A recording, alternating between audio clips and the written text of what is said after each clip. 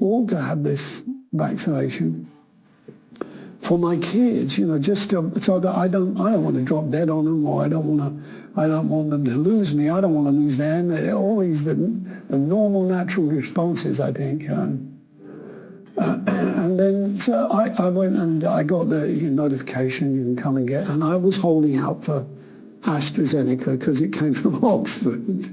And so, I'm pretty naive about this stuff. And I thought, well, that's good. And also I'd heard that it was old school method of inoculation. And I went and had the jab, and I got a little green, like a library card, and I thought that's what I'm going to show the people when I get on the plane.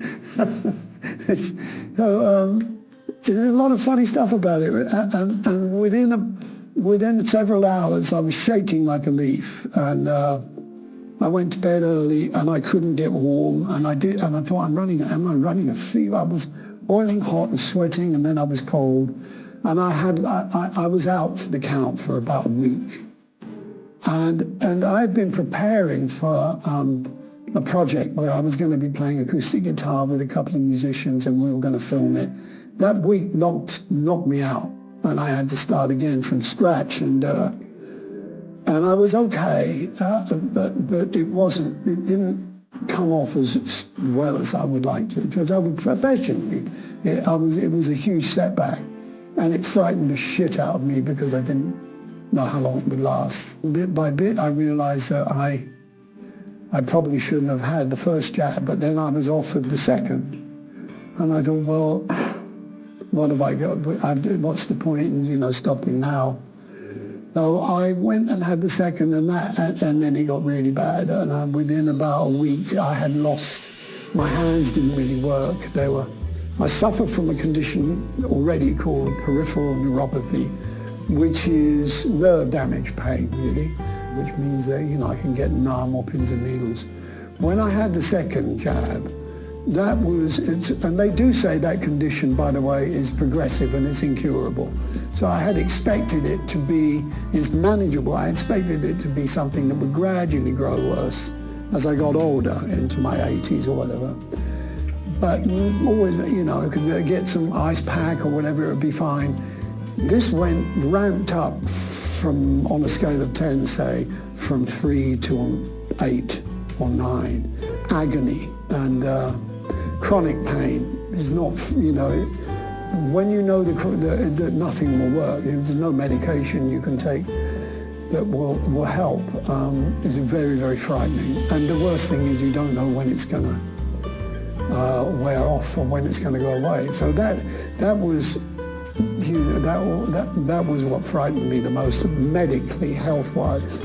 And it still does, because I have gigs to do, I have recording work to do, but I can't, to touch the guitar, to play the guitar, is not fun, and it's something I do, then when I put it down, it's there until I go to bed, and I take sleeping pills because I can't sleep because of the pain, and that's not a good way to live. But and it's not all due to the vaccine, but the vaccine took my immune system and just shook it around again, and that's still going on. So, and then I read, a lot of the evidence that I had been reading about with people that were having adverse reaction. That was on the list, was damage to the immune system, and I called my the NHS doctor after the second jab, and I said, I've been told there's a yellow card system where I can complain about after effects. He said, yes, they still go, because I told them about and he said, well, I'll fill in the report and send it. I never saw a yellow card. I mean, that apparently stays with the doctor, but I didn't, that stuff was not made known. I lost the use of my hands for about 3 weeks, so I thought I was in real trouble.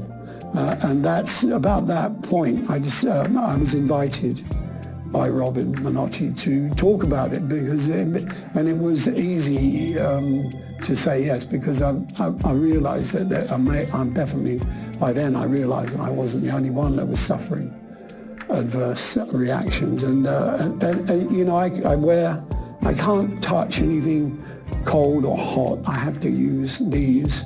Otherwise, my hands will begin to burn and they'll stay burnt all day.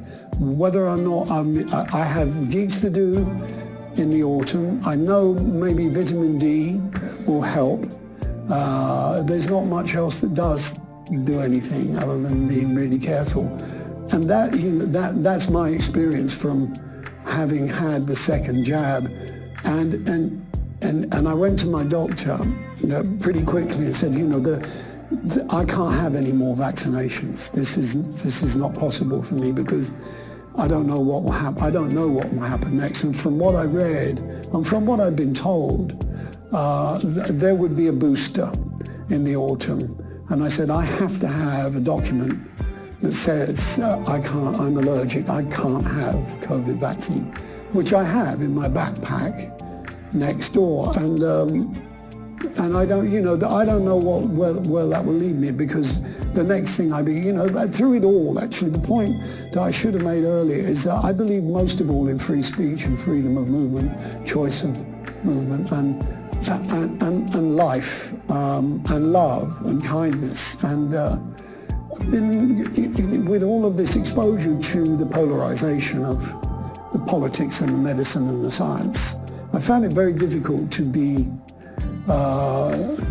neutral, because I've seen scorn and contempt from both sides, and I get caught in the crossfire a lot. But I don't really feel educated enough to know enough about either of these areas. So I'm talking today on behalf of people like me who may be lost, maybe need to hear someone talk about it from a human point of view without condemnation.